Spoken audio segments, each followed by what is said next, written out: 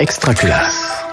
Je suis Louis Brun, professeur d'histoire-géographie et d'éducation morale et civique au lycée Jacques Coppolzer à Firminy, donc dans la Loire. J'y travaille depuis maintenant plus de 20 ans.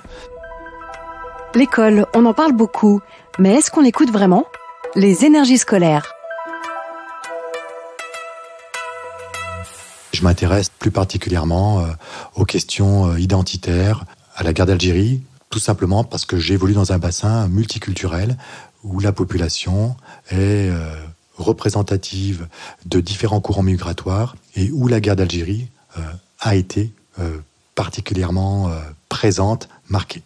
Donc c'est une région qui a la particularité d'abriter différents groupes mémoriels, que ce soit des Pieds-Noirs, des Harkis, des Algériens qui ont pu combattre au sein du FLN ou au sein du MNA, ou des Algériens tout simplement qui ont vécu leur vie d'ouvriers mais qui ont dû subir la pression de ces groupes nationalistes. Le public scolaire qui est face à moi, ce sont les descendants de ces groupes mémoriels, et ils sont porteurs de cette mémoire familiale. Alors en raison de la spécificité du public que je rencontre, j'essaie, dans la mesure du possible, de multiplier les projets autour des questions de la migration ou des questions de la guerre d'Algérie. Donc ça peut prendre la forme de documentaires, ça peut prendre la forme d'ateliers que nous réalisons aux archives départementales de la Loire. Et cette année, plus particulièrement, ça a été une réflexion autour des représentations de la guerre d'Algérie et de leur mémoire à travers la bande dessinée. Radio Jacob. Radio Jacob. Radio Jacob.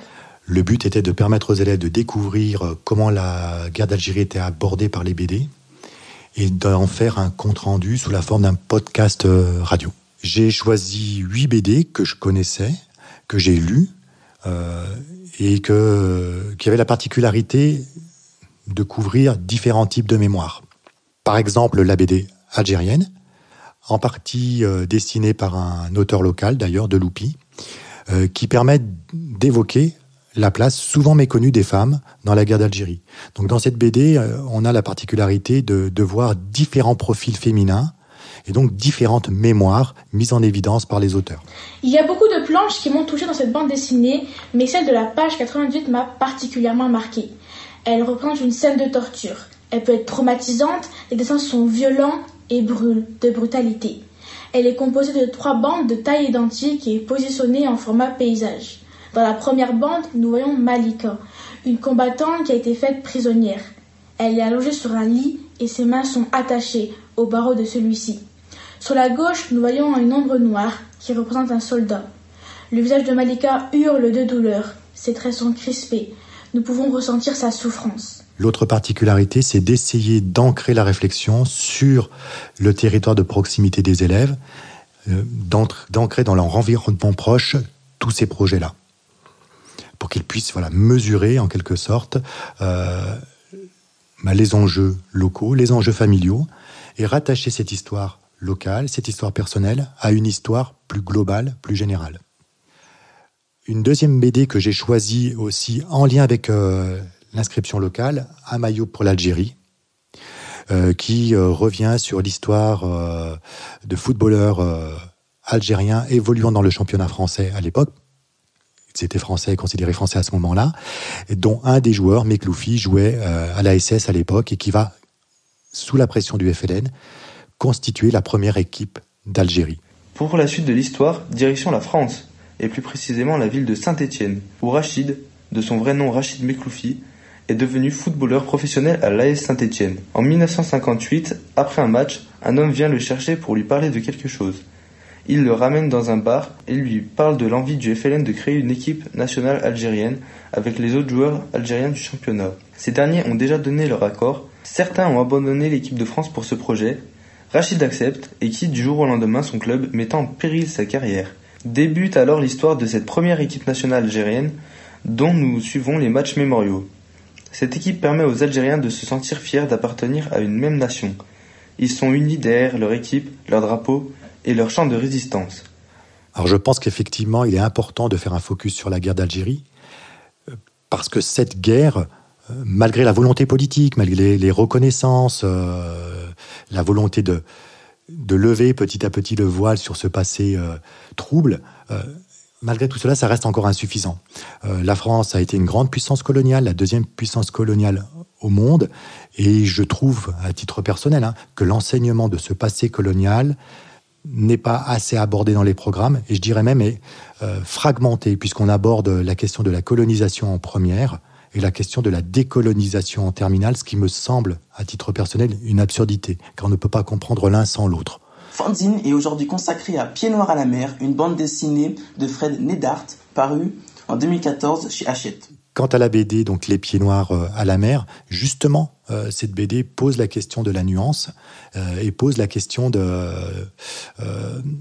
la transmission de la culture pied noir de génération en génération et du positionnement peut-être chez les pieds noirs sur des questions identitaires, sur la relation avec la communauté algérienne en France aujourd'hui.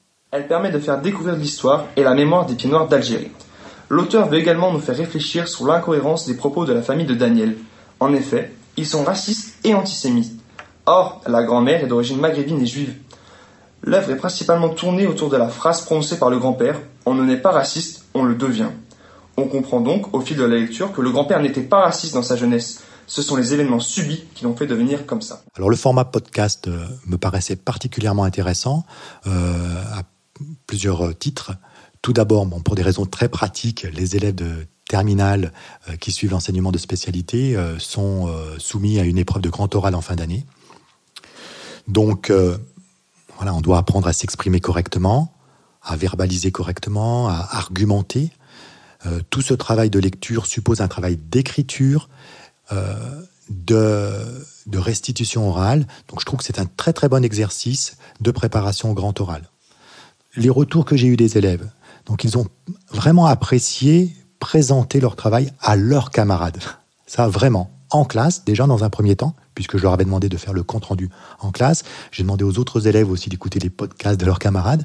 Ce travail a également fait l'objet d'un compte-rendu oral à la Cinémathèque de Saint-Étienne, en collaboration avec le Mémorial de la Résistance et de la Déportation de la Loire. Donc les élèves de Jacob Holzer ont présenté à d'autres camarades issus d'autres lycées leur travail, donc leur BD, ont fait écouter des extraits de leur podcast. Et puis bien sûr, au sein des familles, ça a suscité des débats. Dernièrement encore, j'ai échangé avec une élève, Feriel, qui a pu discuter de cette question-là avec son père. Et elle s'est rendue compte que son propre père se posait lui-même des questions sur ce passé tabou. Ça a été l'occasion également pour Feriel d'échanger avec sa grand-mère qui a vécu la guerre d'Algérie en Algérie et de revenir sur ce passé-là. Feriel découvrait le témoignage de sa grand-mère, mais Feriel apportait aussi son regard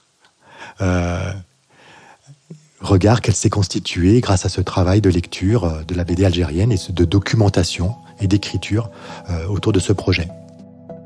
Pour moi, c'est ça le sens de l'école. C'est dépasser les mémoires et faire cohabiter ensemble des personnes au passé différent, complexes, opposés, et dépasser ces mémoires pour aller vers une histoire partagée, objective, et faire cohabiter ensemble des citoyens français, tout simplement. Vous venez d'écouter un épisode des Énergies scolaires. Si ça s'est bien passé, n'hésitez pas à laisser un avis sur votre plateforme d'écoute. À bientôt sur Extra Classe. Extra Classe.